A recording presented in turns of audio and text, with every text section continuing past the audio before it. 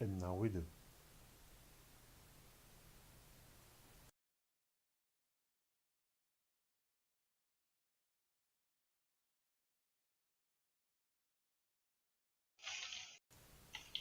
We're live. Excellent. So, last time we got together, you were mostly concerned with obtaining all the evidence you would need and convincing another witness to testify once again, as it turns out, in front of the justices. But before you could deliver that evidence and put the witness on the list, you had to deal with another mob, which seems to be an Ustalavic tradition by now to form mobs and demand mob justice. But once again, you also managed to disperse the crowd without any violence, thus diffusing a pretty volatile situation that could have certainly swung in a wildly different direction. Yeah, with just enough time to make it back to the courthouse in the morning, you managed to get enough sleep to recover from that very long, very exhausting day. Well, However, at least I believe Doctor and Geier have enough time, because Lady Evelyn took a trip to the town of Mercy. Right? correct. She deliberately went and overexerted herself to make sure. More or less. Yeah, to make sure that Lasney would return to testify. There's also one more complication the next morning, because Emaírel and Arronax both wake up feverish. Oh. You've been sweating through all these hours of hardly restful sleep, and you're worried you may have caught something. So give me fortitude saves, please. Uh-huh.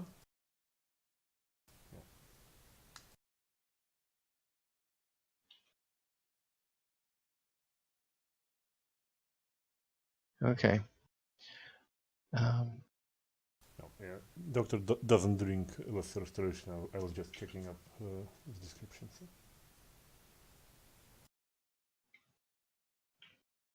Okay, let me just take a note here. Carnus, I have to say, I can hardly hear you.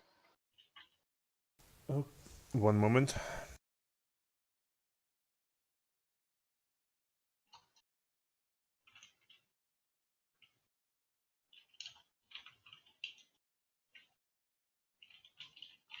Can somebody roll for...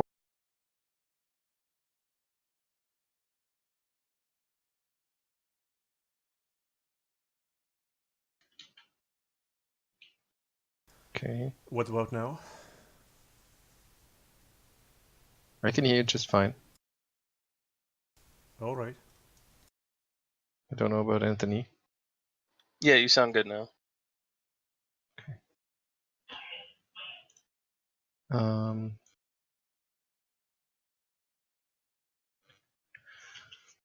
Sorry about that. I need the Eurolab portfolio.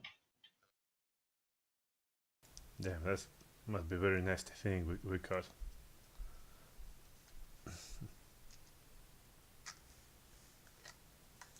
Okay. All right. Yeah, Geier seems to be under the weather as well, and decides to hang back for the day, since he didn't feel like he could make any meaningful contributions during the trial anyway. and he is sort of done with being in the public spotlight like this and dealing with the townsfolk time after time again. So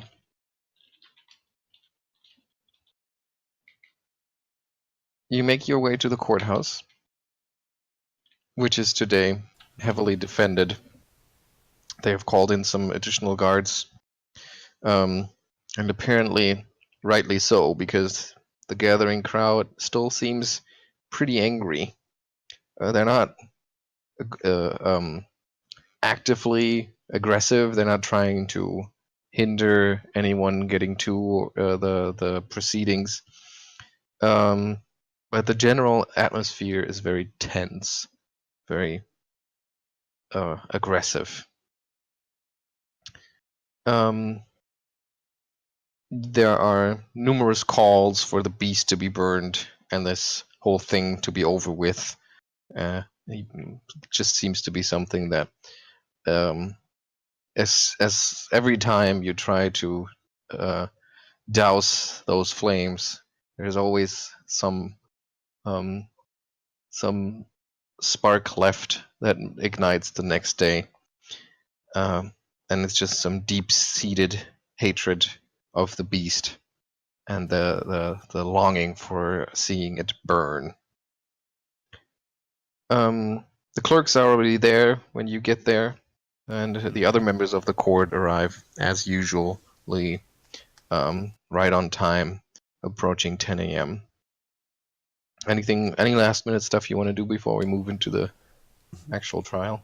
Well, first of all, doctor feels that, well, he doesn't feel very well, and he doesn't have any means to actually cure himself completely, but he will drink polypurpose panacea tincture to somewhat alleviate his condition. That would be the first effect. He will not feel minor aches and pains, such as from arthritis, cold, or hangovers for 1 hour. Okay. That's to allow himself to be presentable during the trial. Does Evelyn have to make any fortitude save? To avoid fatigue, you mean? Yeah. That probably won't be necessary because Arronax will immediately provide her with lesser restoration extract to drink. So because he knows that she didn't get much sleep. Yeah, which she probably accepts because she still feels very tired. To remove any sort of fatigue she might suffer from. She'll take the restoration extract from him and kind of like pop it open, sniff it.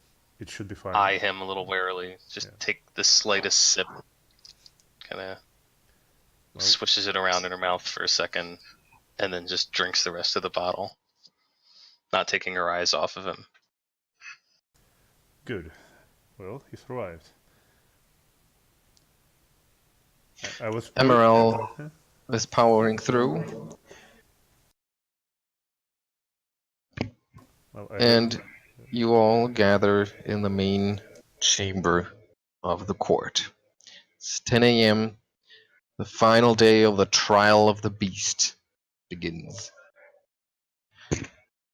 Chief Justice Card once again reminds the crowd of the penalties of violence and tells them that he will clear the entire court if you do not behave. He warns them that mobs do not rule Lippstadt. Should anyone threaten violence to any of the defense, I will have that person whipped out of town or hanged. He then requests the prosecution to describe the alleged events at Sanctuary. The prosecution, namely Otto Geier, in his sort of grandstanding trademark style, begins to detail the arson attack on the hospital of Sanctuary, a place whose name could have not been chosen more ironically. All the doctor, the good doctor, and his dear assistant were trying to do was to provide restless minds with a place to heal, or at least live out their days in dignity. And other descriptions of that sort follow. At some point then, after building up lots and lots of sympathy for the doctor and his noble undertaking on that island, Sorry. Otto alleges that, and then this beast, pointing to the poor beast of Lepidstadt that just sits there in front of everybody, slumping, kind of having resigned to its fate. This beast not only set fire to the building and trashed most of the place, but also in cold blood murdered Dr. Brada and his patients in the process. And he then describes some more brutal details of how the victims had been killed before finishing with, and only one poor soul survived. Brada's loyal assistant, Carl, who is so brave and courageous to testify here in front of all of us today to make sure that justice will be served. And with that, he calls Carl to the stand to give his evidence.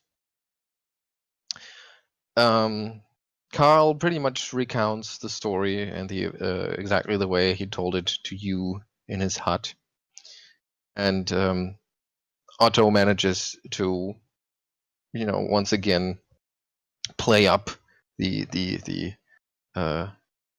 humanitarian aspect of the whole undertaking. And Carl, of course, with his great respect for his former boss, confirms all of that. And then finally, Carl kind of makes an offhand comment, and he says, as Mr. Geier actually wants to dismiss him, Carl closes with, "Thank you, Mr. Geier. I am very happy that you and your associates are trying to deliver justice to this creature." And suddenly Geier turns around, raises an eyebrow, and he says, "My associates? How do you mean?"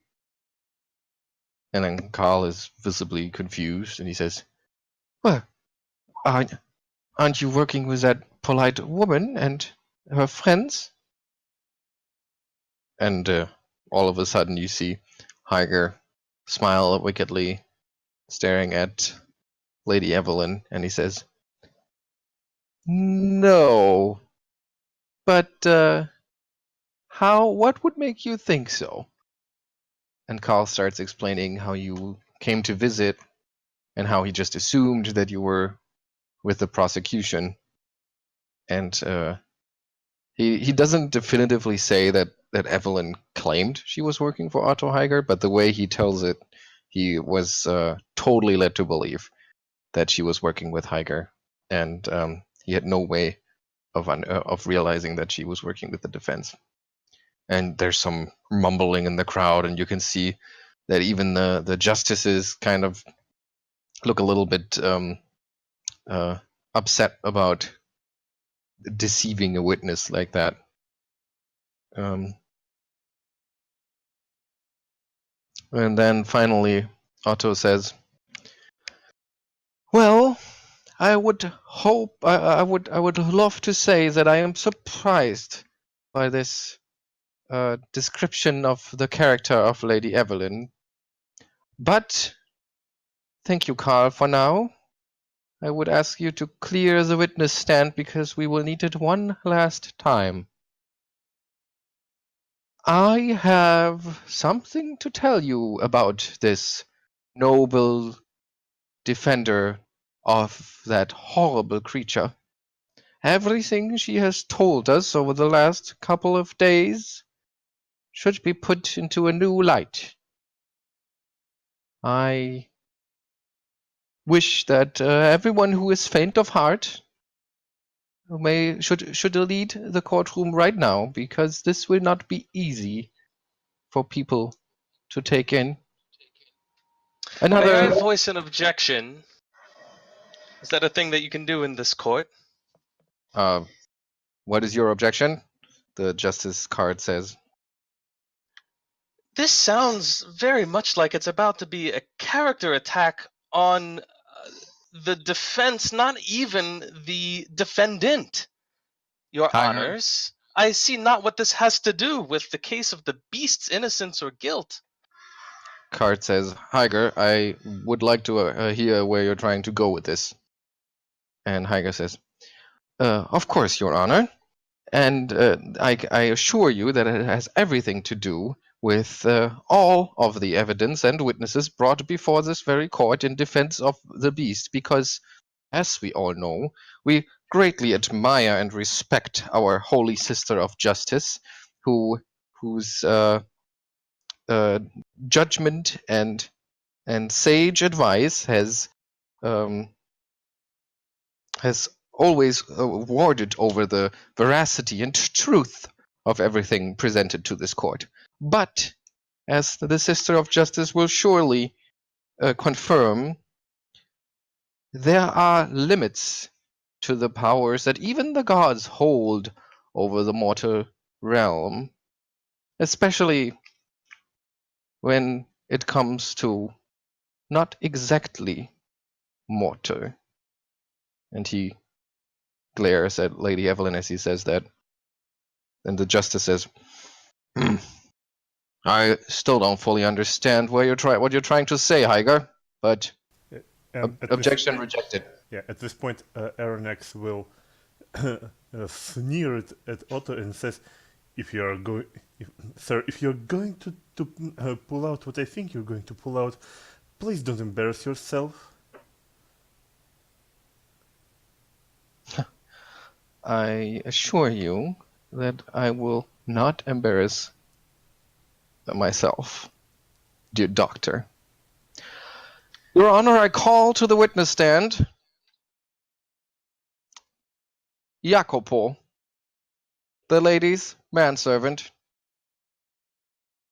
And through the crowd, Jacopo makes his way to the witness stand, holding his a little cap of his in his hands, twisting it, fiddling with it the whole time.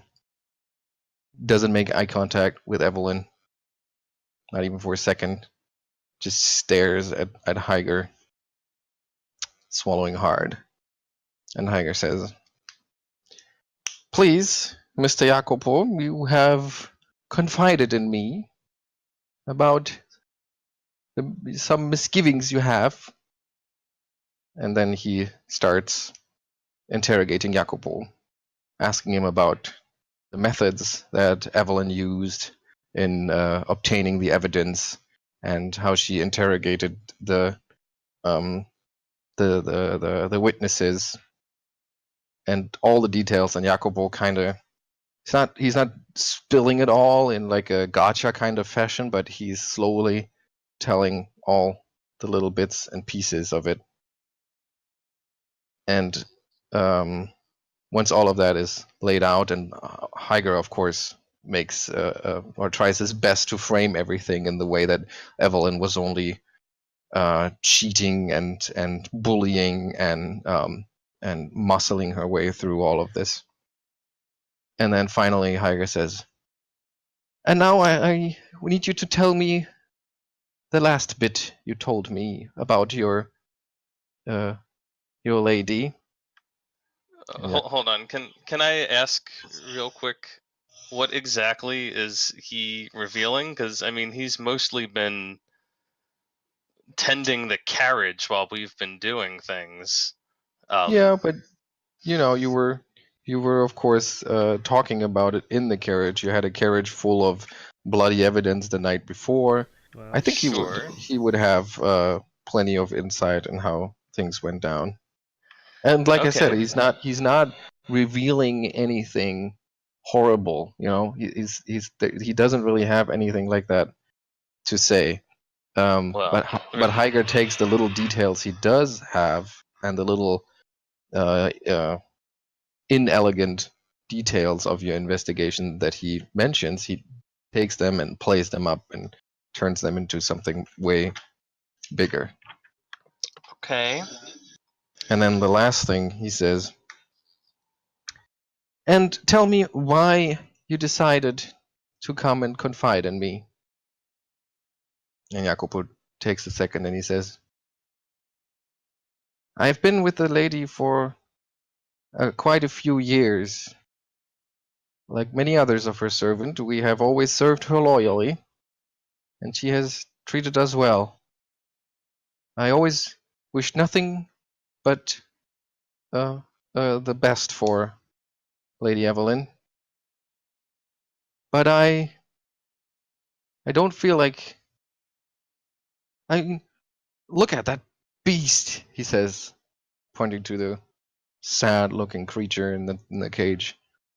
I don't understand why she took the purpose of defending it as her own, and I cannot sit by and watch her talk a murderer out of his chains. I believe she has succumbed to a side of her that she has tried to keep hidden from everyone for quite some time, and I think you have to know this. Because the monster in her, I believe, is what is trying to break this monster free. Lady Evelyn is a Dampier. And a gasp goes through the audience.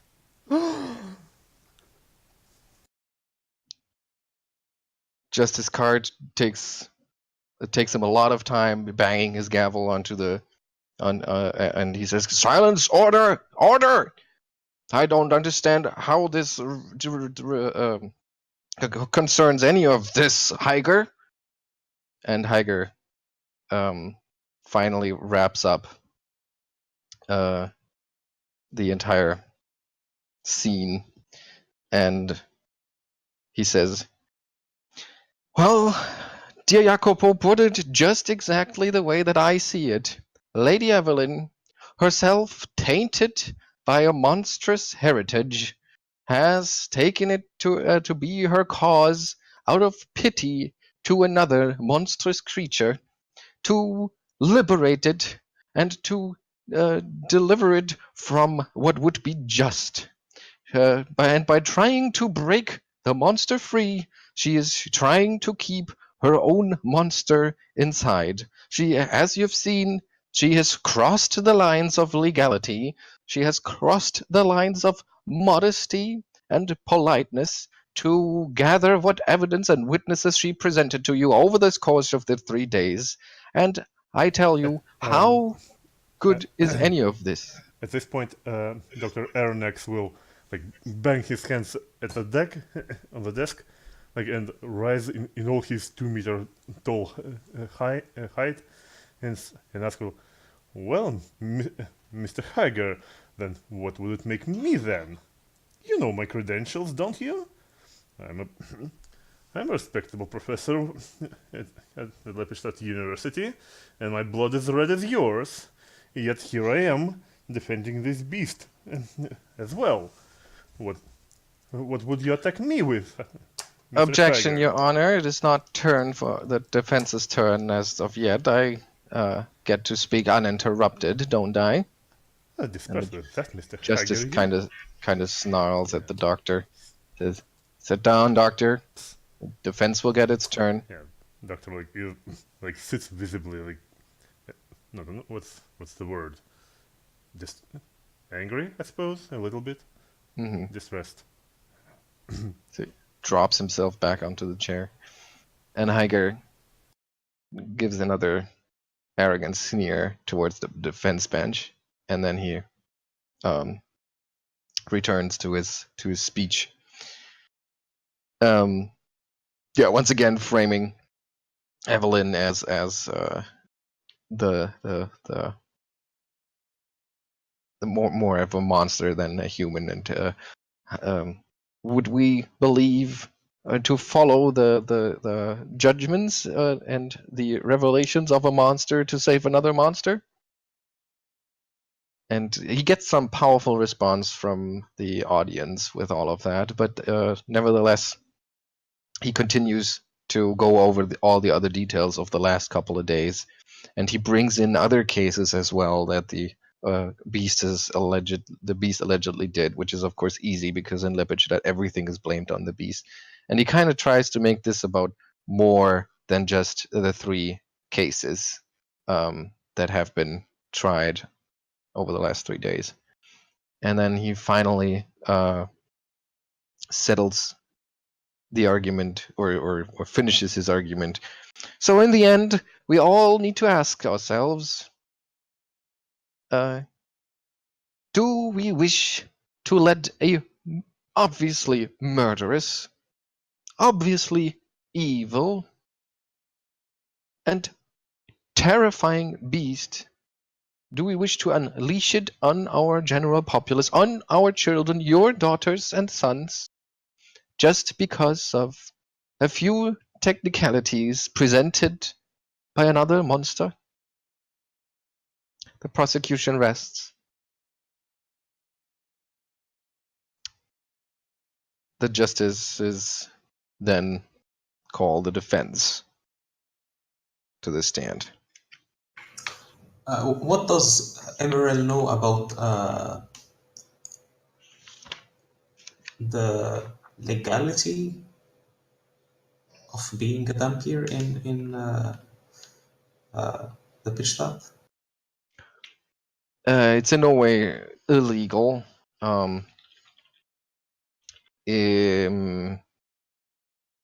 But it's just something that is, of course, frightening people because,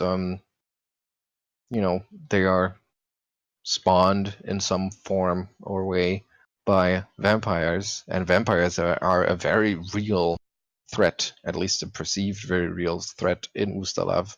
So Dampiers being sort of in the vicinity of that are generally distrusted at best, and are sort of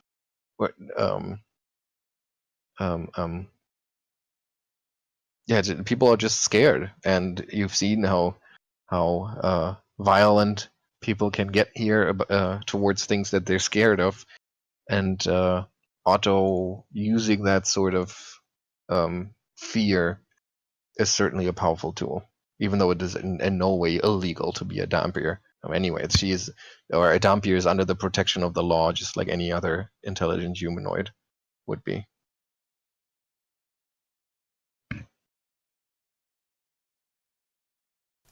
So, who will make who will make the speech?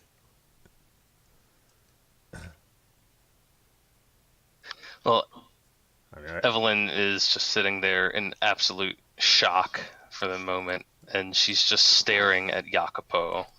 Well, yeah, someone is getting quiet. Who's trying to sink into the wood of the bench in the courtroom. Well, Dr. Arronax is not exactly the legal expert, but he will at least try to buy Lady Evelyn some momentum before she gets into the spirit of things.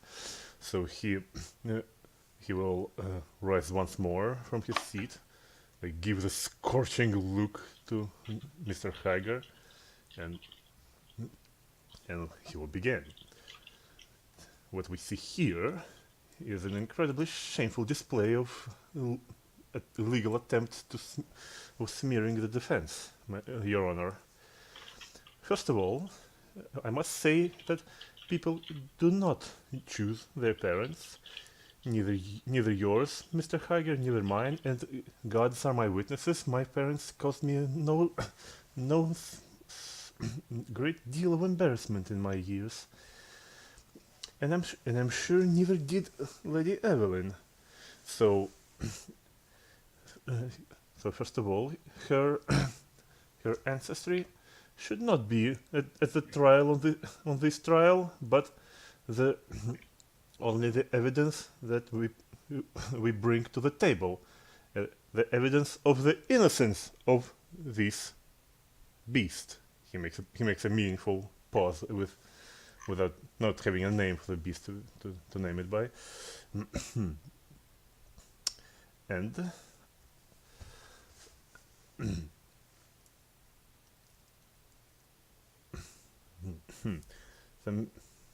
Mr.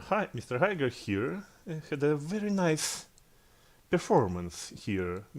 He set up his little minions. He dangled their strings before the public, and it was very enthralling. But what things of substance did he bring to our witnesses?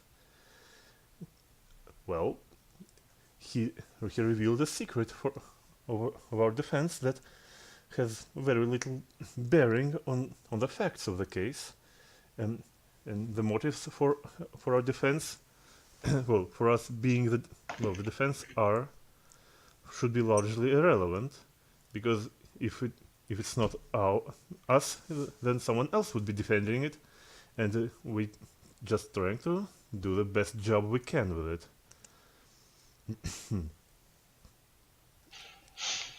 Doctor, Justice Card says after whispering with Justice Embreth and the third justice. He says, Doctor, the court has had enough of this little farce. The Ustalavic law, it does not get bent just because somebody is defended by an undesirable person. And I in no way mean to apply this term to Lady Evelyn, but what I am trying to say that it is entirely irrelevant to us. What we as the court are interested in are the credible accounts of witnesses and the weight of the evidence. So, if you wouldn't mind, cut to the important bits and present any evidence you would have, or call any witnesses forth that you would like to call. In that case, I shall proceed, and Arronax will call. What's his name? So he like, you brought him with you, right? He'll lean towards Lady Evelyn. She's she's like in a stupor, and then she suddenly kind of glances up at him and just gestures back to wherever Lasny is seated nearby. So, in that case, the defense will call back to the stand Mr. Lasny once more, familiar to you from the previous session. And he makes his way over to the witness stand, and once again his information is read out to the public, and then he is ready for examination or interrogation. Okay, we have submitted the skins, right? Yeah. Very well.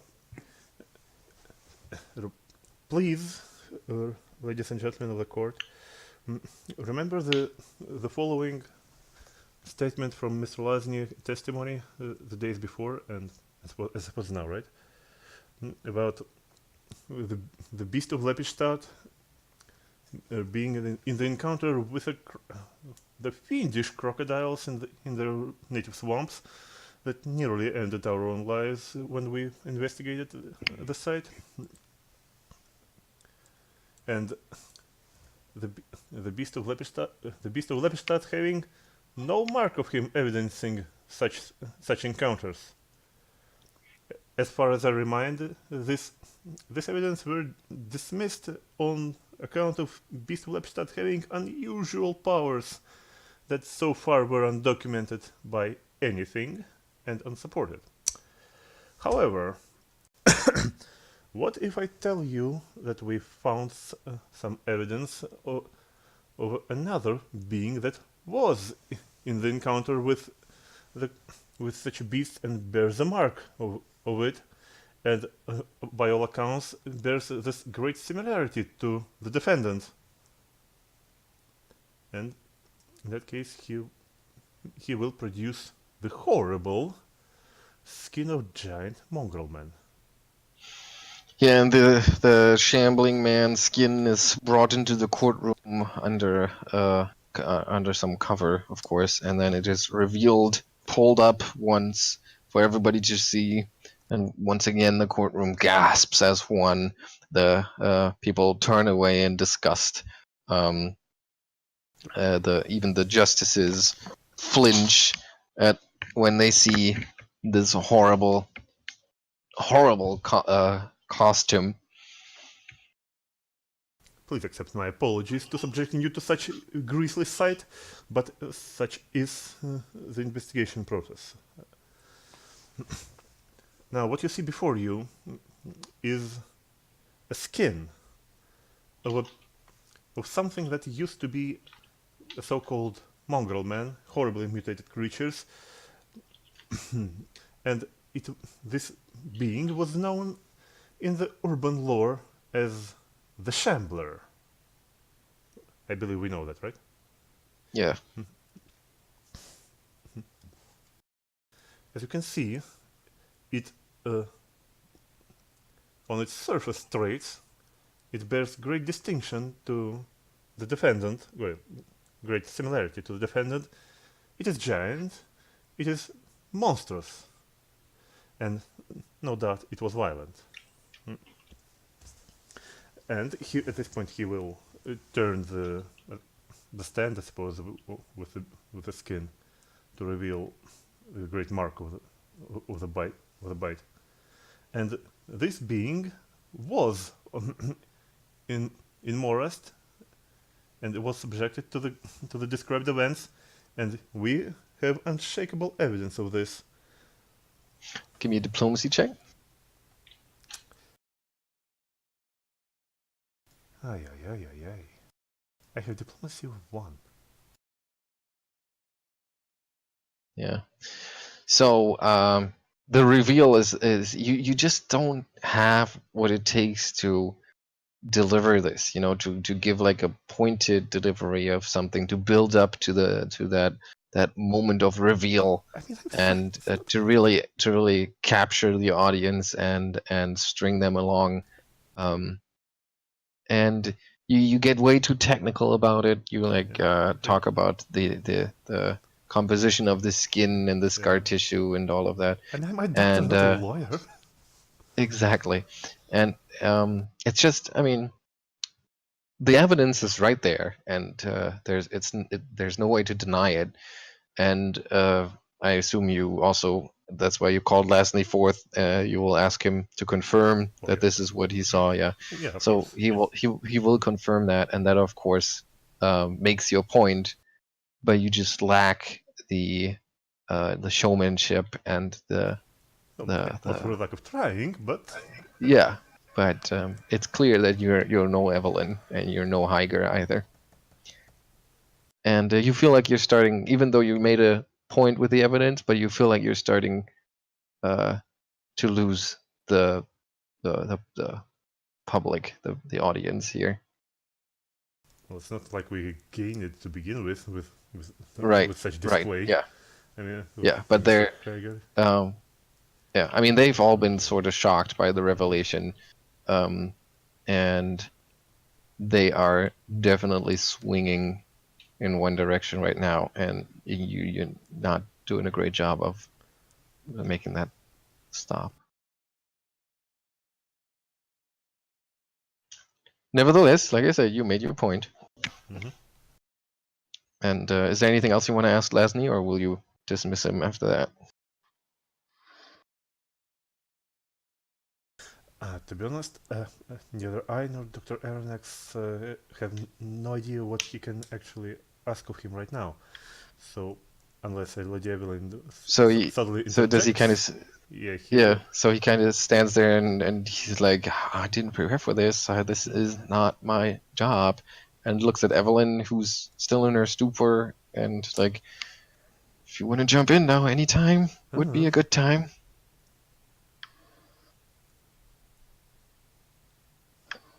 Evelyn is still kind of sitting there, and she doesn't even get up from her chair for a second. She just kind of calls out to Lasny. Would you like to tell him, the court, Mr. Lasny, about? And then she says the name of, I'm sure they would have discussed this before, the name of the villager whose face was flayed. Mm-hmm. Oh, I forgot about that. Would you please describe him to the court? And he describes him quite enough for him to be recognizable. And did you know him well? I know my people. Yeah, I know who he was.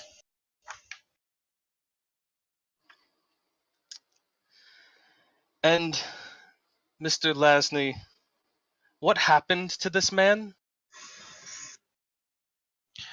Well, I believe that he I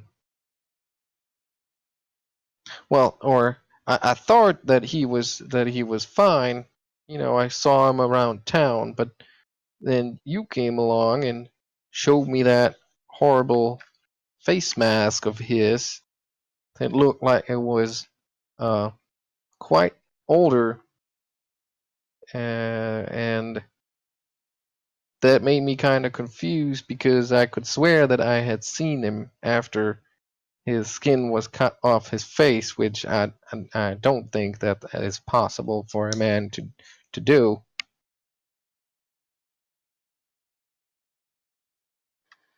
Indeed. How strange it would be for someone to be seen when they're not meant to be.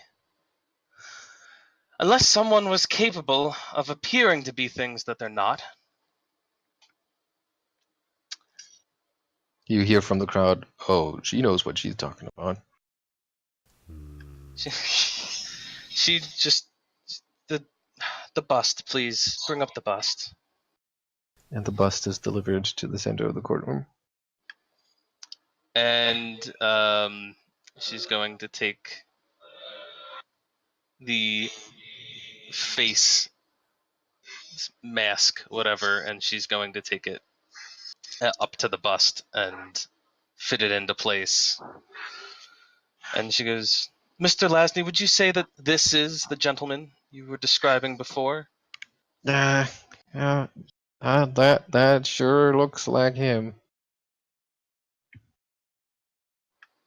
And Justice Cart once again interjects and he says, please, Lady Evelyn, you are subjecting us to a horrible string of pieces of evidence here. If you would care to tell the court where you're trying to go with this, we would all appreciate it. There are women and children in this room, you know. They probably should leave then, because this is not the last one. Oh, no. I dare say they should all bear witness to this, since we're in the business of unveiling monsters here, and she glares at Geier. Let everyone see what has been attacking this town, this city and its environs, for years on end, unchecked, while the beast has been blamed endlessly for all of your ailments. Bring it all out! Bring it all out! And she gestures for, like, the skins to come out, for the body of Vorgstag to come out, for the hound construct to come out. And they bring it all in, they wheel it in, they carry it in, they hold the skin suits up on the coat hangers and bring them in like fine coats. displaying it, and the center of the courtroom just fills up with these grisly sort of trophies and horrible sights. She turns to the crowd and she goes, "Is this the freak show that you wanted?" And then she turns to the judges and goes, "And the evidence for you?" And the Miracle. crowd, the people in the crowd go pale. You hear people throw up. Some people run outside. Everybody's terrified. And even the justices look a little pale.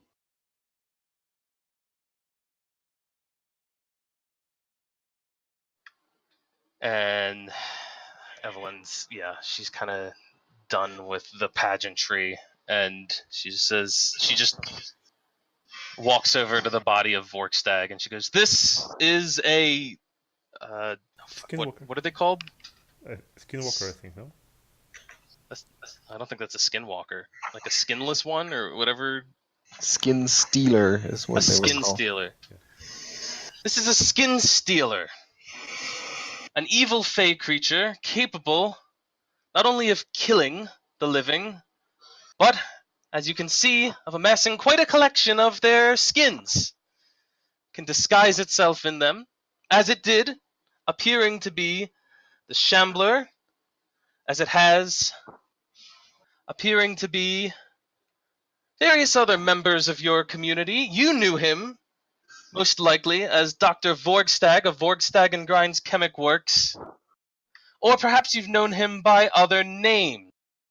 And she goes down the line of skins, and she starts pulling out a few of them.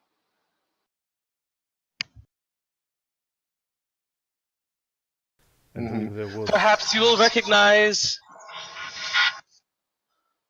the missing miller of Hargren, or Olga Slovich, the infamous harlot of Karni Brothel, or perhaps Borgos Nashmore, Katerin Wild of Lepidstadt University. I still can't believe it. Do any of you know these people? Perhaps you've met them. Perhaps you've interacted with them. If so, you've shaken hands with the monster and not known it. And then whispered conversations erupt in the audience, and it's like, "But the beast killed them, but I thought the beast... Indeed, the beast has been blamed for all of these deaths, and yet... Here I show you Mr. Vorkstag. Here I show you his tools, which were found at the scene of the crime in Morast, which he used to flay the bodies. Here I show you the skin suit, his most recent work, that he was attempting to complete. And here I show you a ledger, taken into evidence from Mr. Vorkstag's own personal study, showing his business arrangements with the Honorable Dr. Brada. And she kind of spits it over at Geier and Carl, in which he was exchanging not only chemical supplies for coin at Sanctuary or tools or whatever things, but bodies, which Dr. Brada was using for his own necromantic purposes. And she gestures for the chandelier with the heads on it to be brought out. Taken from the ruins of Sanctuary, where it was kept protected from the fire and from prying eyes, in a rather reclusive cellar, where ghouls were found, as a matter of fact. And all of this together indicates more than a business relationship between these two. So unlike Otto Geier and his witnesses, who have only stories to offer, slander, and hearsay, I bring you solid evidence. Not only that, I bring you justice for the many deaths that have occurred in your city, for the years that have passed, that have been blamed upon the beast. I bring it forth and lay it plainly before you. No other words, no tugging at the heartstrings, no fear-mongering, This is what you have. This is what I and my associates have provided for your city. Judge them as you will. Give me another diplomacy check.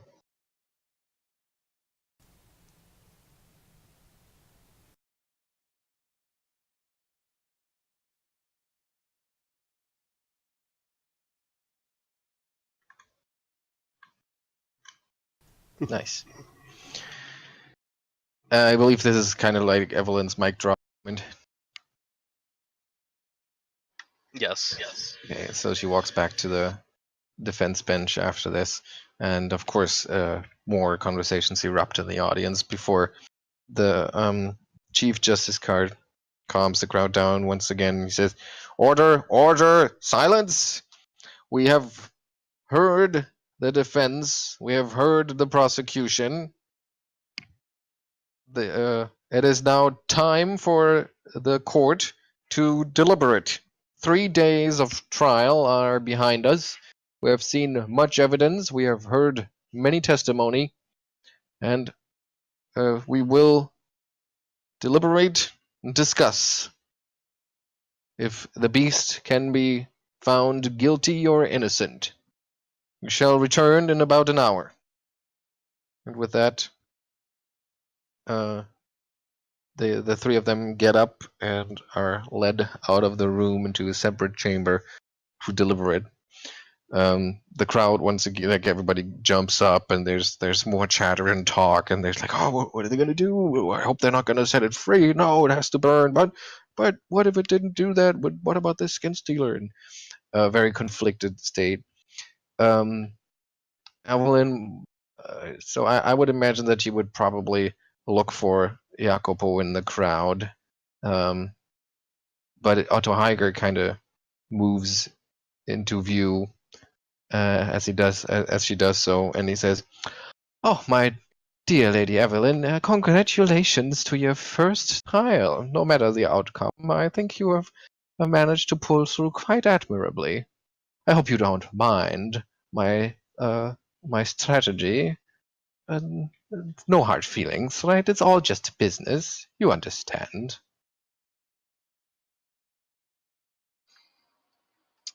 Evelyn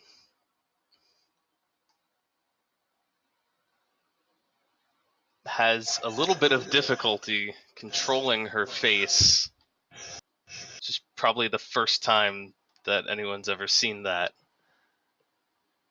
And then she puts on her own smile and says, "Oh, of course, Otto Heiger, I understand the desperate lengths that one goes to when backed into a corner." "Of course you do," he says after a short pause. And then he steps away again, and as he does so, Evelyn just spots an empty seat on the bench where Jacopo was just moments before. Anything you want to do while the jury or the justices deliberate, or should we just skip forward that hour? So it's just 1 hour. It's just 1 hour. If the beast is not taken away, then Arronax will stay in the chamber while keeping an eye on it. Okay. I think Emaírel will just hang around here. Okay.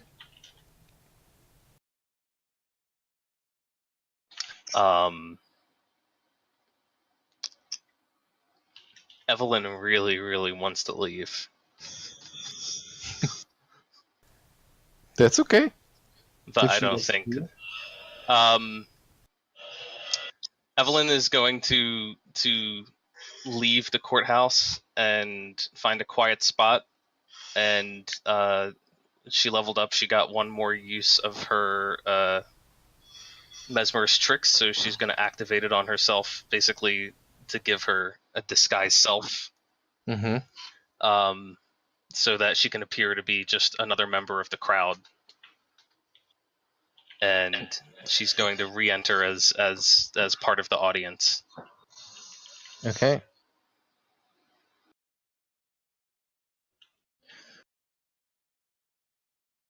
And after about an hour, they return, looking grim. The herald calls for order, and the crowd immediately hushes. The three justices sit up there, and then Chief Justice Card stands up and says, "We have heard the evidence presented before us, and thank Pharasma that we did so. For without this trial, there would have been a most terrible miscarriage of justice. There are many cruelties in the world, but to lie and blame another for one's crimes is the most terrible of sins. We have asked ourselves a question: who is the monster here? Is it this creature before us, with its broken body and terrible form? Or is it we?" And he looks at Geiger when he says that. "The people of Lippstadt, with our bigotry and lies. The beast is innocent." And then he bangs his gavel, and as he does so, like an explosion, the crowd erupts into enraged shouts and cries. And there are some voices in the crowd that are fine with that, and there's sort of a couple of scuffles erupt, and people shove each other, and it gets quite aggressive in here very quickly. No, that's There's this something you wanted to say? Yeah, this is the reason why Arronax decided to stay and keep an eye on the Exactly. Yeah, because of course some of the more naive people in the audience try to jump the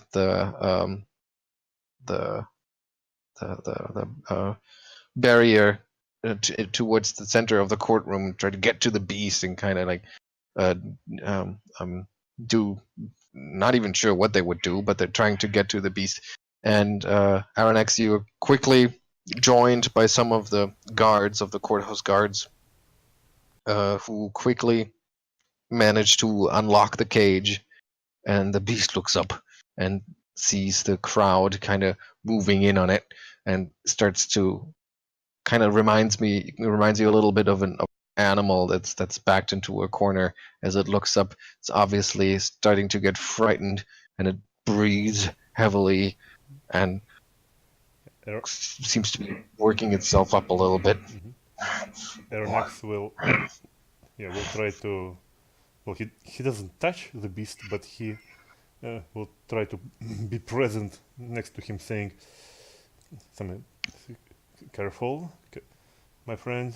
You are a free person now. I'm free? Why am I still in here if I'm free? And Arronax will gesture forward, inviting you to step out. And he does so, bowing low to get out of the cage. And with the help of the courthouse guard, the beast is led out of the building through a back entrance, while Arronax will follow. While the audience is kept at bay. What's Emaírel gonna do? Is he gonna follow as well? He's going to follow Arronax, yeah. Okay, and Evelyn?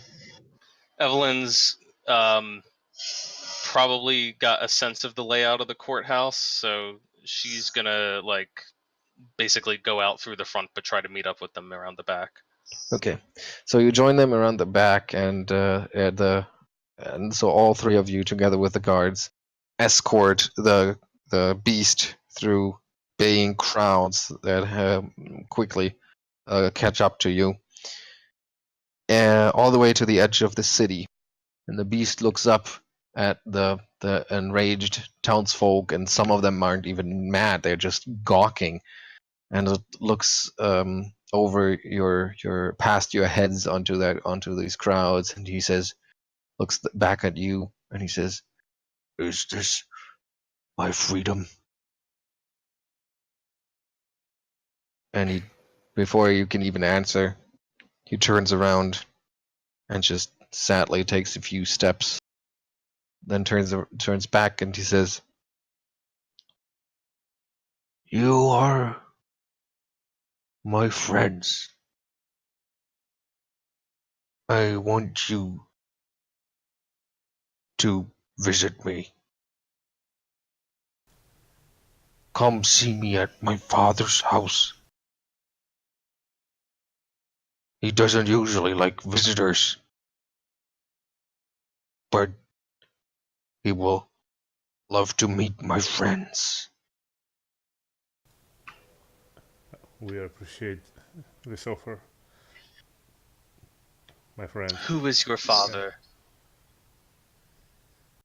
And he skips that question and he says, "Meet me in a few days at Schloss Karamark," and then turns around again and walks away towards the Dippelmere swamp.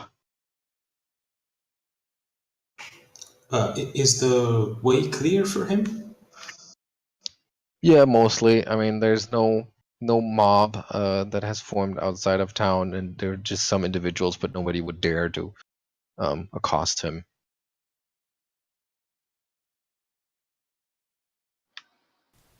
Can you write down what name he said? Schloss Karamark.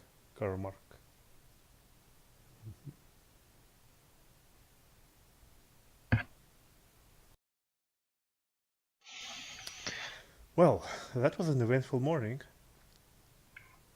Yeah, indeed it was. And thus wraps up the trial itself. Leaving you wondering truly who was the beast in all of this. As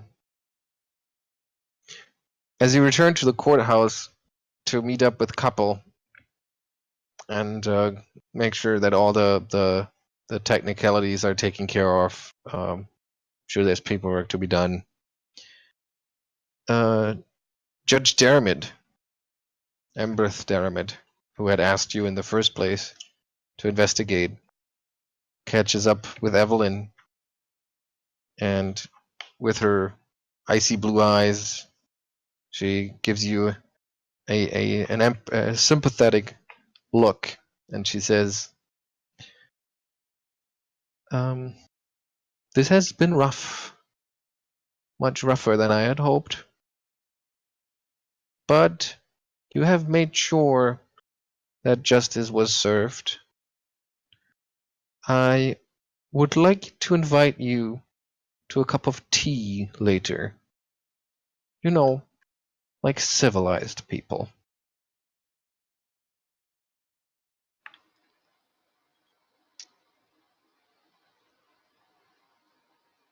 Will And my she payment be waiting there? says, she chuckles a little bit, and she says, "Of course it will. I think you will feel greatly rewarded."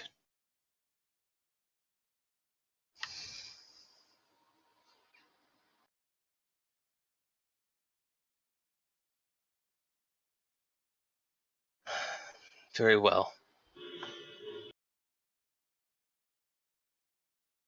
And so you agree on a time, and she once again asks you to come alone at first, because she would have to have a conversation from woman to woman first. Fuck. Oh my god.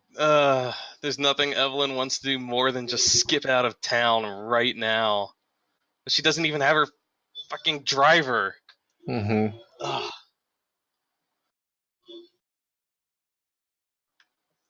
Ugh. Very well then. Woman to woman. Tea. Save the steaks, would you?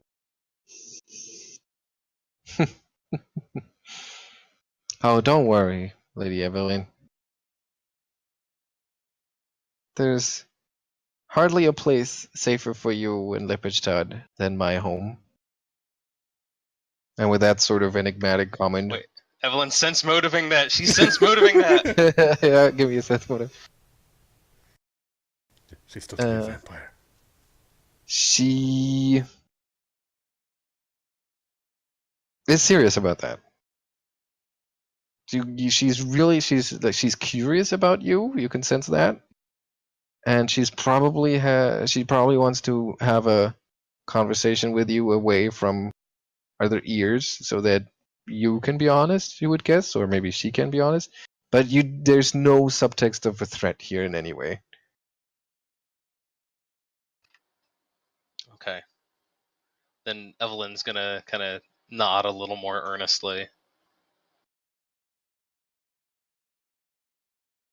Okay.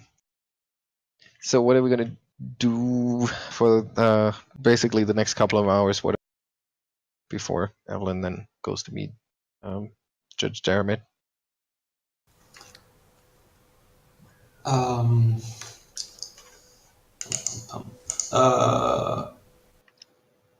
Well, it seems that no one really cares about the stuff that we took from Volkswagen Grimes, so we may as well sell what we can. Well, I suppose it was a rather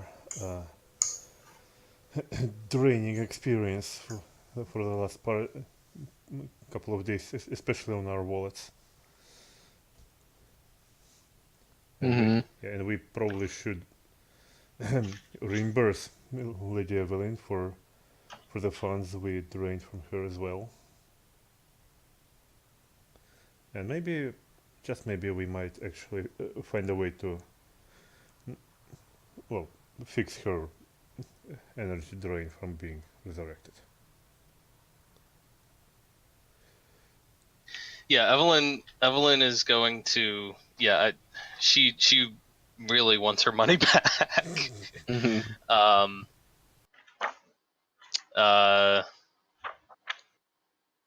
And she should still be under the effects of the disguised self. Actually, she should be this whole time, because it basically will last her for 24 hours. So she feels relatively safe, at least going around and trying to sell these things.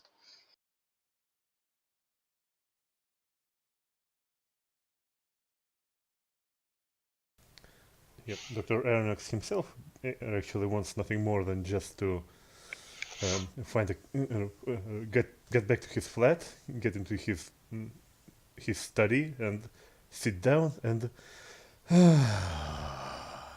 be like that for a couple of hours, basically trying to settle in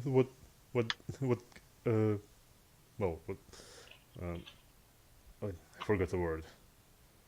What happened basically in the past 2 days, but yeah, he will at this point he will follow the party with attempts to reinstate our funds.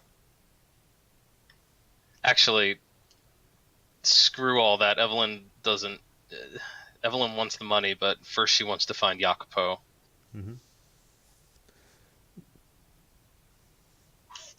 Okay. Well, Emaírel could take care of the selling while she deals with that.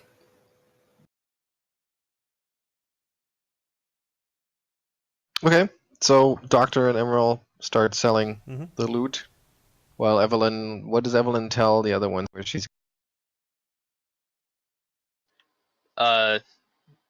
She just looks at them and says, "I need to have words with my manservant." Well, it's understandable. Okay. Yeah. So you take off. She before she leaves, she looks at both of them and she goes, "If either of you ever think of betraying me, You will regret it endlessly. And then she leaves. And I hope she takes off. Yeah, I hope she won't What was do that? anything. Yeah. Arronax mumbled that I hope she won't do anything we'll have to defend her from. And she storms off, looking for Jacopo. So first place you would check is just out of habit, I would assume, is the carriage. Just thinking like that's where he usually would wait for you. And kind of realize like that's silly. He's a traitor and an illoyal cretin, but he's certainly not that stupid. And indeed, the carriage is unattended. He's like fed the horses and kept everything in order, but you notice that he's grabbed all of his belongings that he had in that carriage. All of them are gone.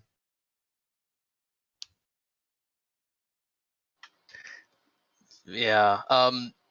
If she's bothered to go back to where the carriage is, I assume that she's probably at the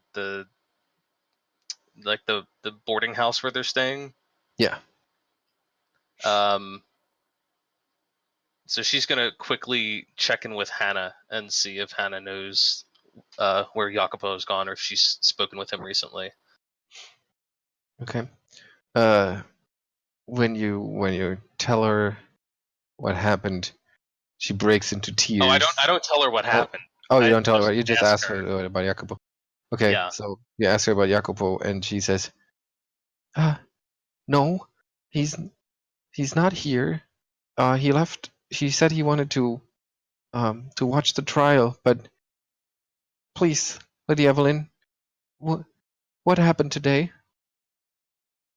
And you can sense that she's worried about something.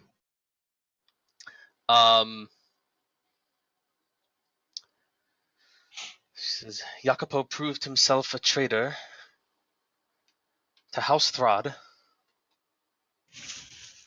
and everything that he and his own family of serfs have ever stood for in serving my family. So, if you know something, Hannah, it would be best if you tell it to me presently.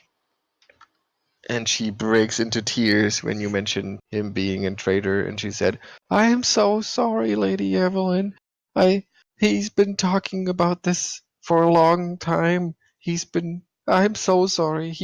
He's always blaming what he called your instincts. Whenever you made a decision that he didn't agree with, he would he would mention your instincts again. I am so sorry. I should have told you sooner, but I didn't want to. I didn't want to be a snitch, because I never thought he would act on it at all. But with everything that has been happening those last couple of days, and then last night, those horrible things that you loaded onto the carriage. I mean, I'm sure there's context for this, and there are explanations, and I am sure that you've done only the best that you could. But I tried to talk him out of it. I swear I did." Did he ever say to you what... There's no point even anymore. I'm so sorry, Lady Evelyn. You're telling me that he was not coerced? I don't know what finally made him do whatever he did. I don't even know what exactly he did, but he said that he needed to do something about this, and that he couldn't see the beast walk free. Do you know that he lost his sister to the beast?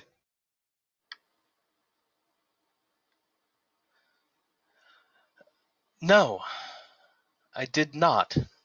He never really talked about her. It happened when they were still very little. She used to play in the woods. You know that little copse of tangly trees at the edge of the Dippelmere swamp? They would love to play there, and then one day his sister didn't come back. And he always blamed the beast. He was convinced it was the beast. He just couldn't watch you try to turn it into a battle of wits to get the beast out of that cage and out of the punishing man. I think it was just too much for him to watch. But I'm not saying that I understand what he did. Please, Lady Evelyn. Clearly, I do not know the members of my household as well as I think I do. A matter which I shall have to rectify as soon as possible. Hannah, stay here. Yes, my lady. Do inform me immediately if Jacopo makes any further contact with you. Do you have any idea where he would have gone? I promise no harm shall come to him. I only wish to speak. I don't, Lady Evelyn. I honestly don't. Is she telling the truth? You believe so? Okay.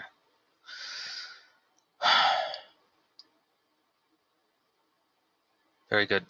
Hannah, what do you think of me? Well, why would you ask me that, Lady Evelyn? You are our lady. We serve you. I do not think of you in any way. You are our mistress. As it should be. Very well, remain here. And please see that the bed is well made. I shall be having great need of it. Of course. No. Hannah, I'm sorry. Pack up my things. Have them ready to leave at a moment's notice. I'm not sure what my plans are at the moment. Very well, Lady Evelyn. Hannah, do you have any experience driving carriages? I can certainly try. I've watched Jacopo do it plenty of times. Never mind. Do what you can. Thank you. Of course, Lady Evelyn. Then, moving on. Okay. We can do the bookkeeping of selling all the stuff offline. But it's not going to be hard to sell that kind of equipment in Lepidstadt. Simon, while we're at it, can you please give me another summoned creature chart sheet? Yeah. Since I have now abilities to summon a wolf, it might come in handy.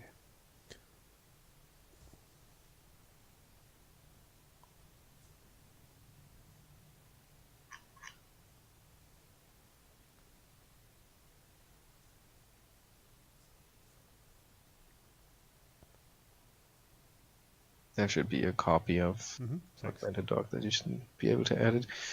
Yeah, it's easy enough to sell all that stuff, even though, of course, the talk of the town is the trial. Beast is running free, roaming the swamps once again, and what a great injustice this was, and everything. And yeah, that the beast was defended by a Dampier, and how low Ustalav has sunken, to have monsters defend monsters and all of that sort of talk. But selling the items is not a big issue. So then it finally strikes 3 o'clock in the afternoon, and Evelyn finds herself at Judge Daramit's house, I presume? Yeah. Okay. And I will leave it to the others if they want to stay for this conversation as players, because your characters won't be there. Well, it's and of course it might spoil something, but I'll leave it to you if you want to. well, to be honest, I think Fair it's enough. better to have it recorded, and I think we're adult enough to pretend we have never heard it. So Okay. I would rather I jump next door so that I don't hear it. Okay. Yeah. Okay. okay.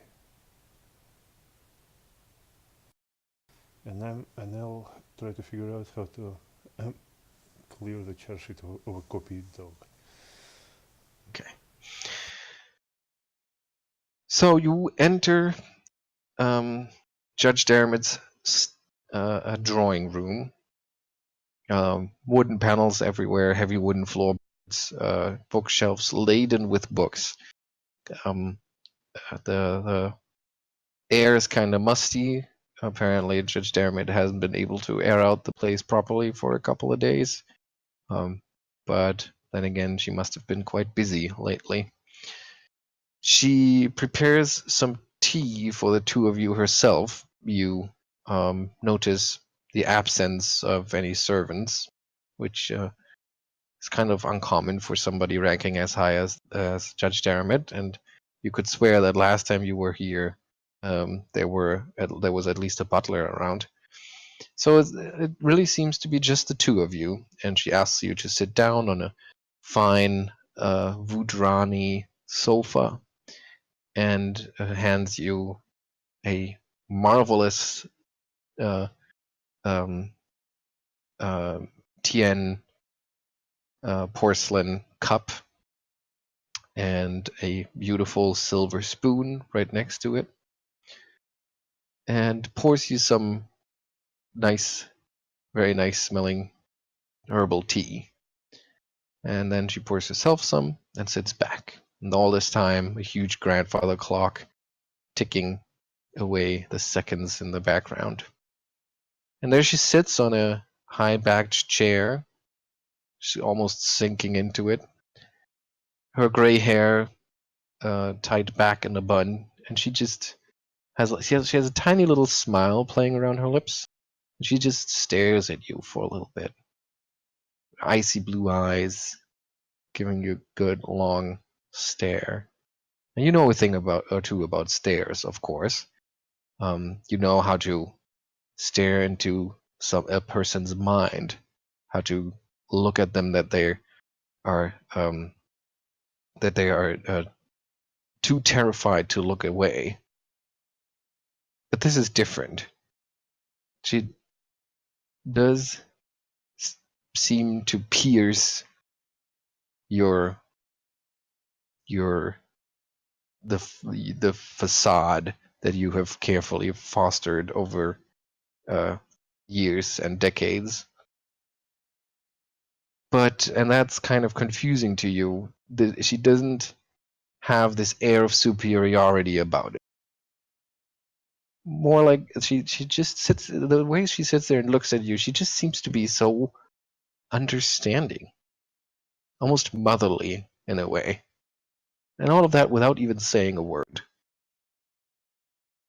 And when you finally want to speak up, she says, "Oh, I'm sure you're worried about your money. But don't be." And she points to a small table right next to your sofa with a couple of heavy-looking leather bags on them. There's plenty of platinum in there to cover what I had promised to you. But that's not why I invited you here, she says, stirring her tea. I have been watching you, Lady Evelyn, and I have to say that you are full of surprises. And I have rarely seen someone put under so much pressure and still be able to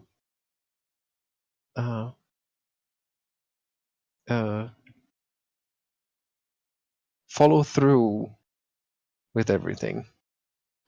Believe the turn of phrase you're looking for is rise to the occasion.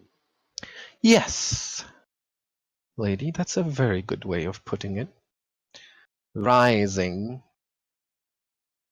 That is, in fact, what I would like to offer to you. I would like to offer you to rise above all these people in the courtroom that we have had to suffer today.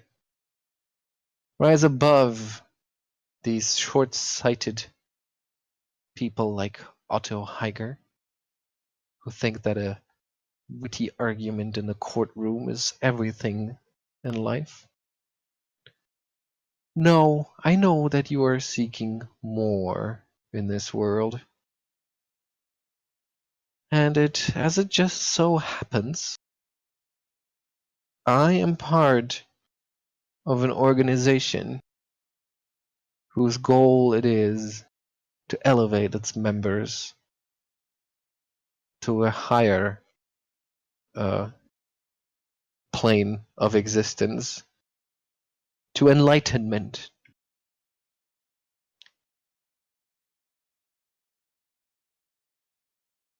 How's Evelyn reacting? She's just really trying to read her, and she goes,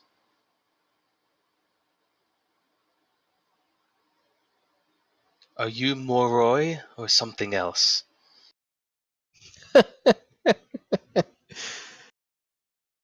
This laughs, quite youthful laugh, and she says, "No, no, no.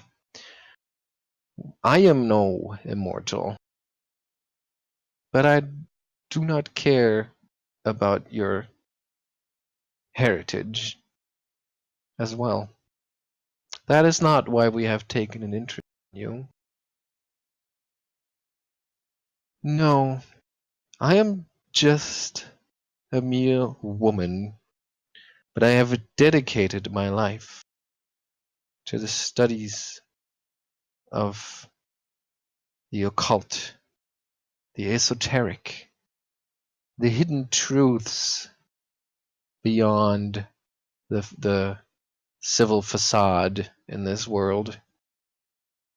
And I just have a hunch that I may have found a like-minded creature with you. Or am I mistaken, Lady Evelyn?"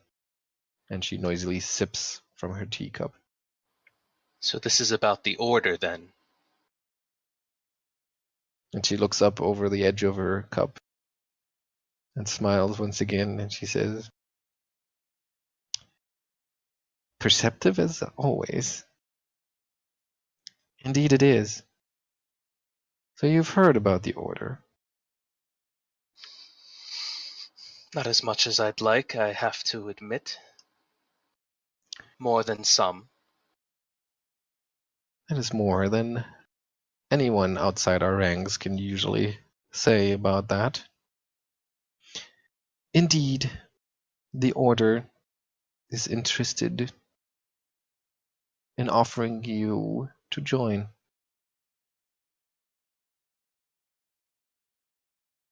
You would be initiated into vast secrets. Among our order are ladies and gentlemen from the highest echelons of Ustalavic society. You would be greatly connected across the entire country, and you would have innumerable possibilities to pursue knowledge, enlightenment, and find answers to anything that you would like.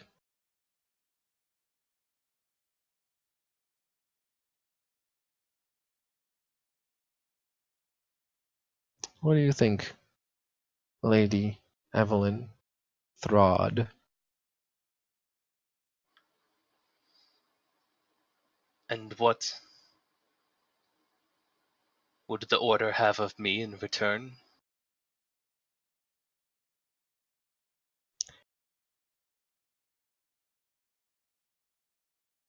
Our cause is noble, and we only seek to initiate those into our ranks who may actually contribute to our troves of knowledge and lore. And with how you have conducted yourself, how cleverly you managed to reveal all the dark underbelly that this entire that those last 3 days had to offer, makes me think that you would be a great fit.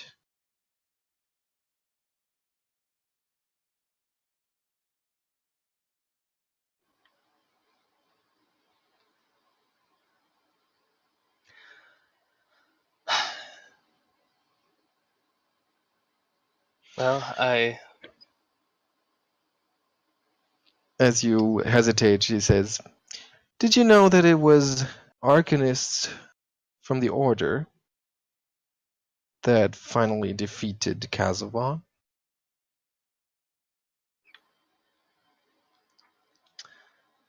I did not. Huh. Interesting piece of trivia, isn't it?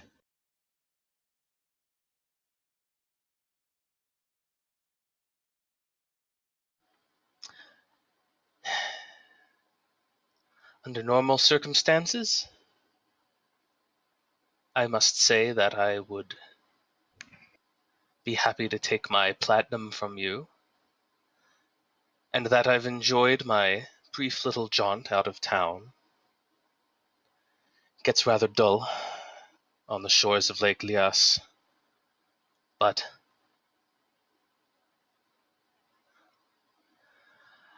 I'm afraid to go home, and I'm afraid to stay here, and I'm not sure where I should be going now. Well, I actually have a suggestion about that. The Order has decided to keep their eyes on you for a little while longer before we allow you to enter our ranks as an initiate.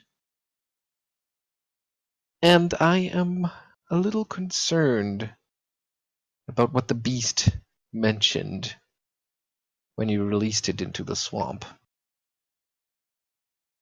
I was told it spoke of its father.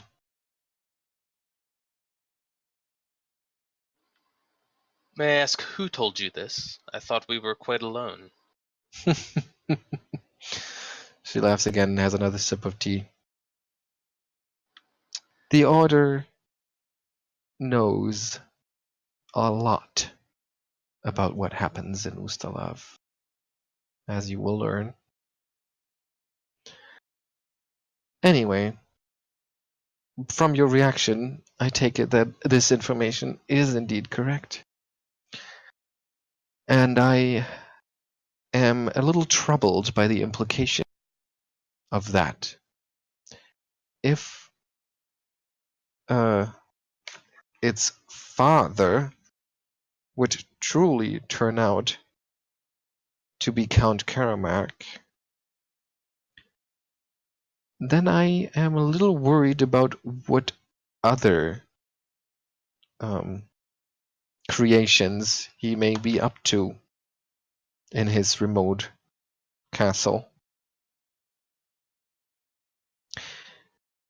That is why the Order has decided to encourage you to seek out Schloss Karamark and meet with your newfound friend there, as it has asked you to. See what you can find out. Learn what there is to learn. And we will get back in touch with you if you do turn out to be worthy. And we will help you start a new life. Or at least lay low for a little while.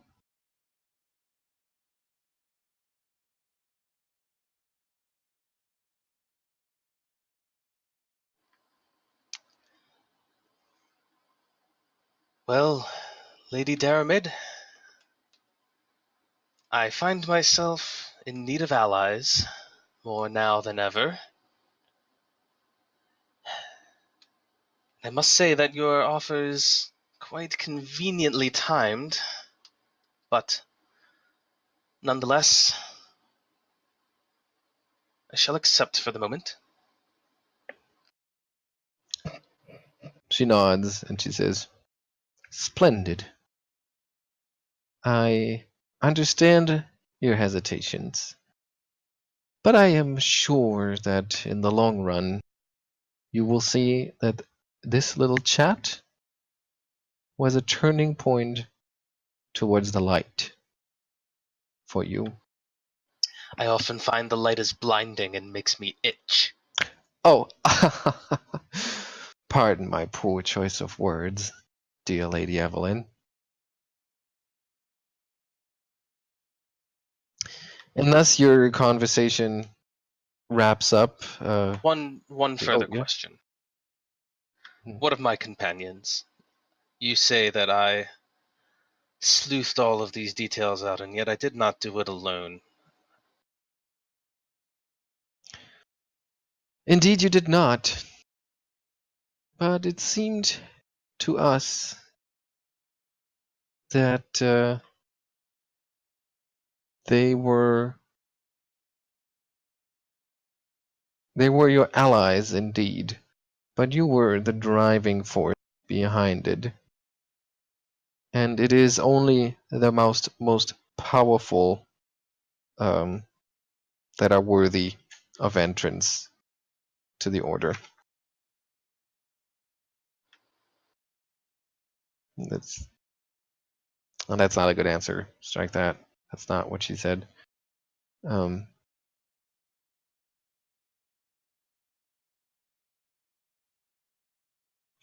She says something like, "We have watched you and your allies, and we have taken our interest with you for now.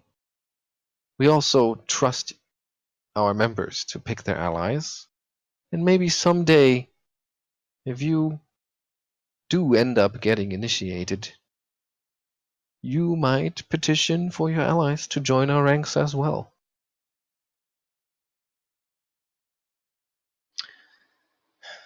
Very well then, I only asked to know the level of discretion necessary, but I am quite comfortable with secrets. I have no doubt that you are.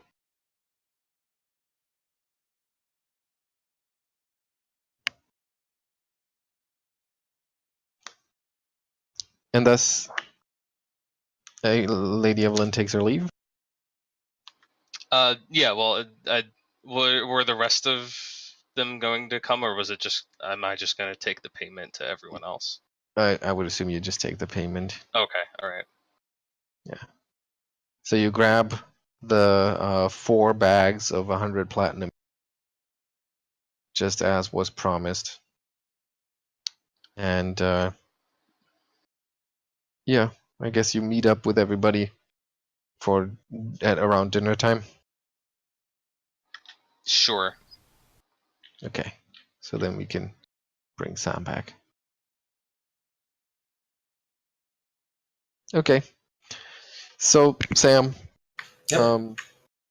after your shopping trip, you finally around dinner time back at your boarding house and are joined by Lady Evelyn, who has 4 very heavy leather bags with her. Judge Dameron does make a fine cup of tea, I must say. And pays well. She hands the bags out to each person. Plops the 4th bag onto the chest of sleeping Geier. I would never thought that crude metal could be so uplifting.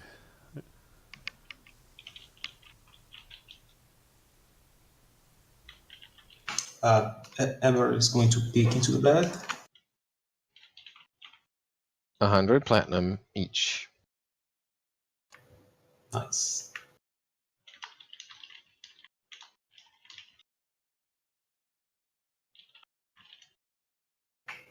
Uh,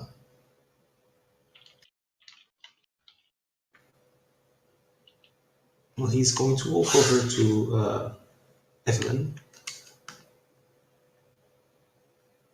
and say that this should settle my debt.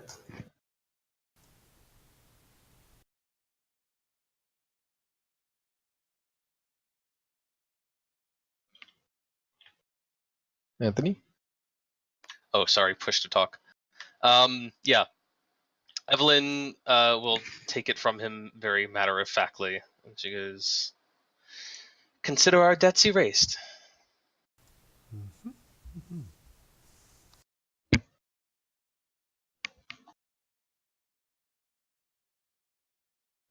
How did you fare selling Mr. Vorkstag and Grind's leaving? Did you try the auction house, that one we were at before? They seemed like they knew how to do good business. Indeed.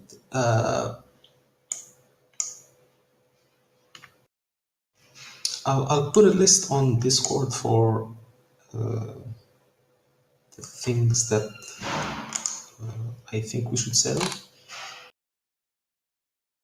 And you let me know if we should keep any of that. Mm-hmm.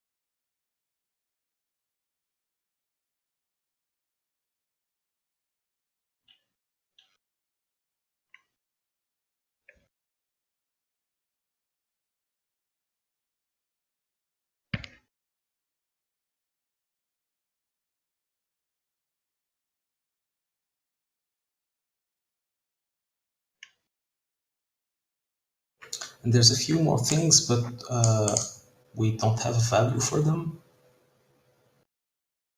I guess this is where the auction house would come in handy.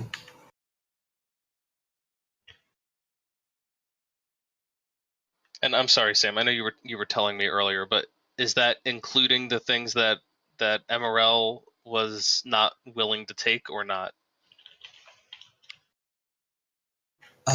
I think this is everything of value that we saw.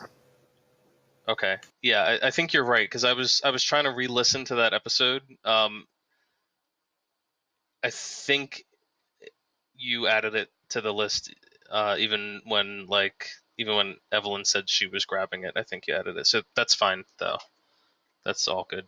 She would, because Emaírel just handed over the 100 platinum, she would give you the remaining items to sell as well.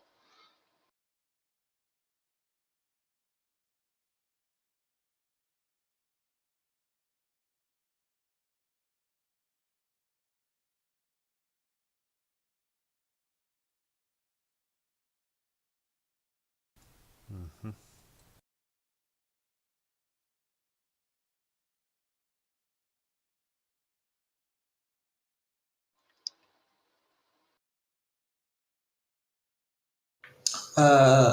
Simon, a question. The prices that you gave us, is that the market price? Yeah. Or is it already halved? No, I mean, everything that you have here, right, that sells for full anyway, because they trinkets and stuff. That sort of stuff sells for full. Only weapons and armor, and like, alchemical equipment and that sort of stuff goes for half. Oh, I didn't know that. Yeah, and any jewels and or any jewelry and stuff like that always sells for full. Yeah, I knew that gems counted basically as almost currency. Yeah. Okay, well that changes the math then. Let me redo that. Isn't there you have the, okay, good, that's our other loot too, from the other village we went to.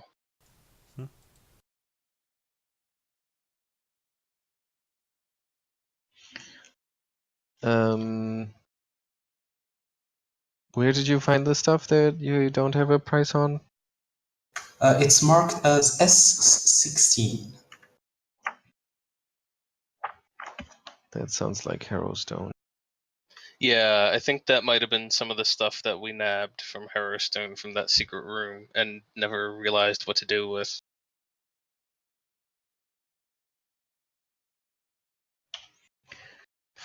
Let me see. What was it? S16? S16, yeah. S16.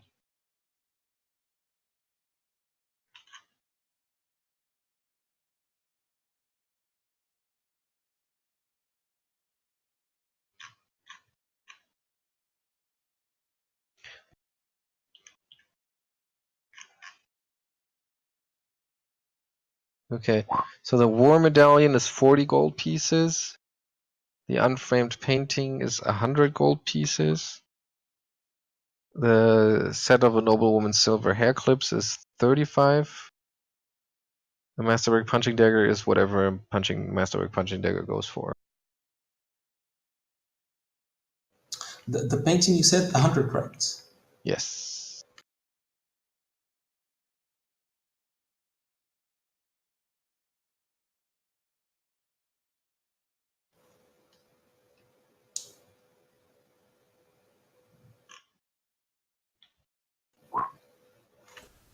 I'm actually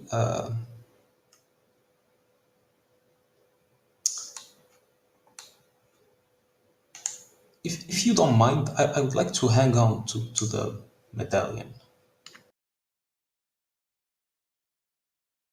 The Shining Crusade one? Yeah. Very well, as you see fit. Thank you for asking, at least.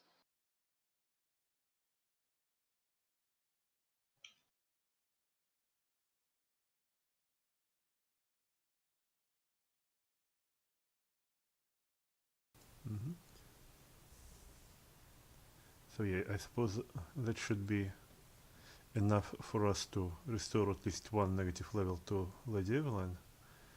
But but per description it can be cast only once per week. So for now it would be only one. My dear doctor, you disappoint me if you know my condition. Then you should know that no such magic shall be necessary. Really? What do I know about her condition?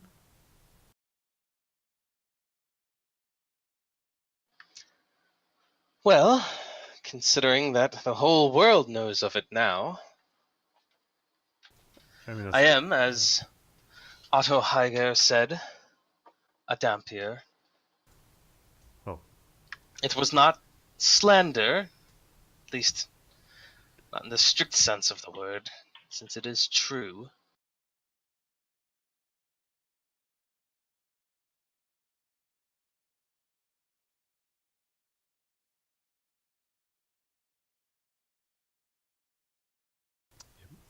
Dr. Arronax hates religion, yet he rolled natural 20 on it.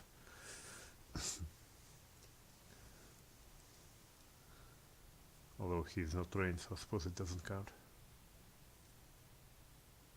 He's untrained in religion? Mm-hmm. In Ustalav, of all places? Oh, yes, he hates religion. Despises.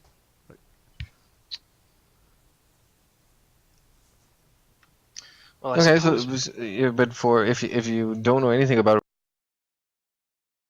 What? dead, so you probably the first thing you would think is that if Dampier, so she's half vampire, so Yeah, I mean she's it good. happens. Yeah.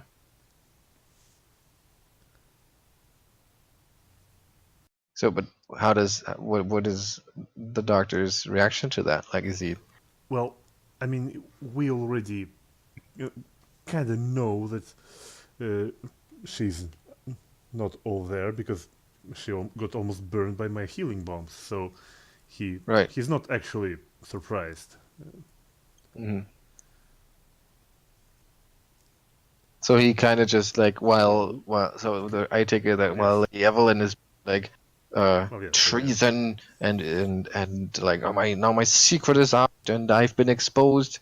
The doctor is more like yeah you're a dampier, all right, Well, okay. I So mean, I think this is 20 gold pieces each. So kind of like that.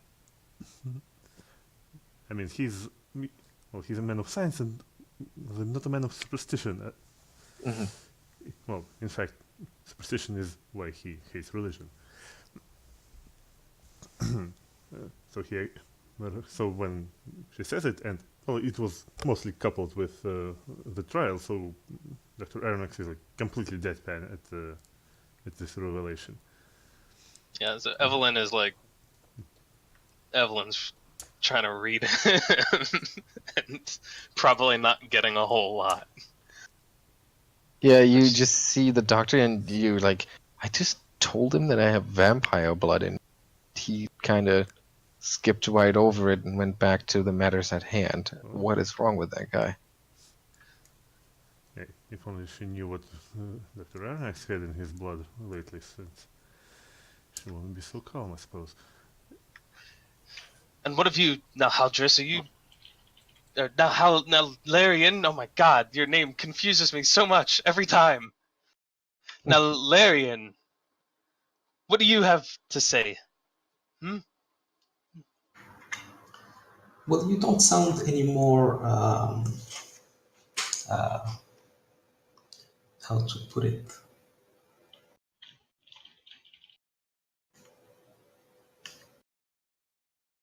Give me just a second just to look that up.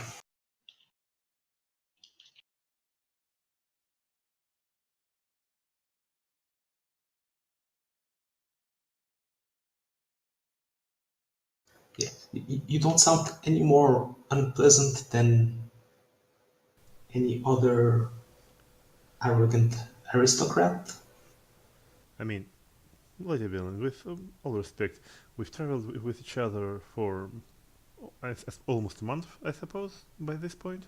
And this time you never ever tried to, invade my private space and deprive me of my blood. So, at least I know I can trust you. And after, all that we went together, of all that we went through together on this horrible investigation, I suppose we've earned a bit of your trust as well. So, Yeah, she's kind of looking like flatly disbelieving at both of them. She goes, the only two other people who ever found out my secret both tried to murder me outright. well, they were awful friends, I suppose. Or quite simply murderers. Yeah. One of them was my father. The vampire? No, not that one. Oh. Dravis of House Throd, I suppose not my true father, but he always thought that he was, and I thought I was his child. Until proven otherwise, of course. I would say that I can imagine, but I must admit that it is rather hard. Well, regardless, I think you all are fools to trust me, and I would be a fool to trust you, but perhaps I trust you less than anyone else in this city at the moment. I hope you mean the other way around. Perhaps I trust you more. I untrust you less. Okay. Look at me, all flustered. I can't even find my words right now. Truly, I am not myself. Well, it's alright. What friends are for, otherwise, if not to pick up your lines when you drop them.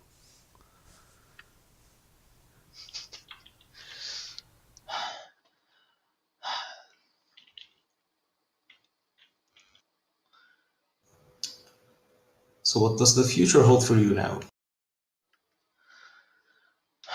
The future, I believe, holds a visit to Schloss Karamak for me. Karamark. It's would be most intriguing to meet the father of the beast. And besides, I don't feel particularly safe returning home to Ravengro at the moment, so I think I ought to extend my little vacation a bit longer. Indeed, it would be. I suppose it would be most enlightening to pay a visit to. I'm not sure how to call the man who had created the beast of Lepidstadt. I suppose a genius would suffice.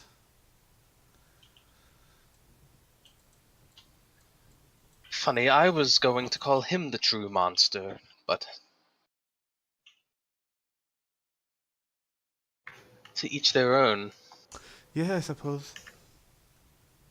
Well, if our friend goes willingly back to him, I imagine he doesn't really mistreat him.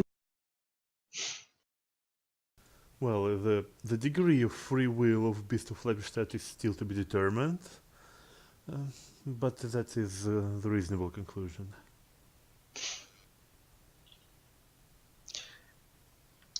Okay, at this point, I would like to interject a little bit. So, first of all, congratulations! You've proven that, or you managed to get the Beast of Lepidstadt declared innocent, which awards you another special hero card. You have earned the Hidden Truth. Innocent of a set of terrible crimes because of your defense. You have earned the hero card, the Hidden Truth. This specific card can be played to give the PCs an automatic success on any one diplomacy check to gather information, or a knowledge check if they get the maximum result of such a check. The Hidden Truth can be used only once, yeah. And the entire party must agree to use the card. We have another one of those, don't we? From Yes. book 1? Correct. The Uprising. You want to keep that in mind. Okay, and then I would like to sum up kind of the what's been going on in the entire campaign, because I feel like we're on a very low level scale right now, and I want to kind of get back to the big picture as well, because it started in Ravengro, right? And with the death of the professor.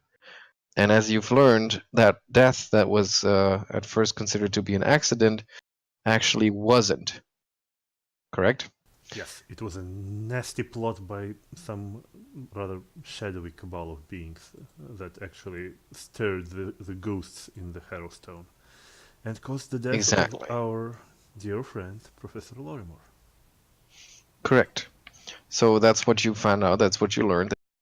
All of some sort, and the professor got tangled up in it and died because of that.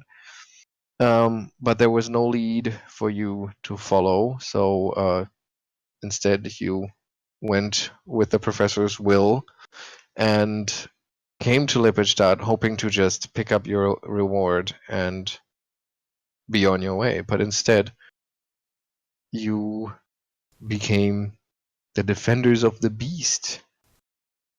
And you defended it successfully of the 3 crimes that it was tried for, but there was originally the break-in. The beast was caught during a 4th crime that was sort of dismissed because it paled in comparison to the murders that the beast was charged with. But nevertheless, it happened, right? And that's actually a crime, that the beast committed because it was caught red-handed. But as you have also learned, the beast isn't even really aware of what was going on. It just kind of snapped out of it and found itself surrounded by guards. in addition to that, what the beast was supposed to have stolen has never showed up again, right? I believe you've also learned what was actually stolen. I The believe Sage Yeah, I haven't effigy. forgotten that. we've learned, but Correct. it was long ago and I've forgotten. Yeah, that's why I'm sort of recapping it, because I just want you guys to lose the big picture. So there is this mysterious theft that the beast has committed, that you know it has committed, but there's no loot. So that implies that it probably dropped the loot off somewhere and that somebody else was involved. And now it starts talking about his father, right? So Mm-hmm. that's kind of now maybe where, for your characters who have not experienced this over the course of many months, but only over the course of 3 days, your characters would probably at this point start to see the pieces fall into place. Mm-hmm. Yeah, this could be. Well, it would be an interesting lead to pick up with such men of bright genius like this sloth fellow.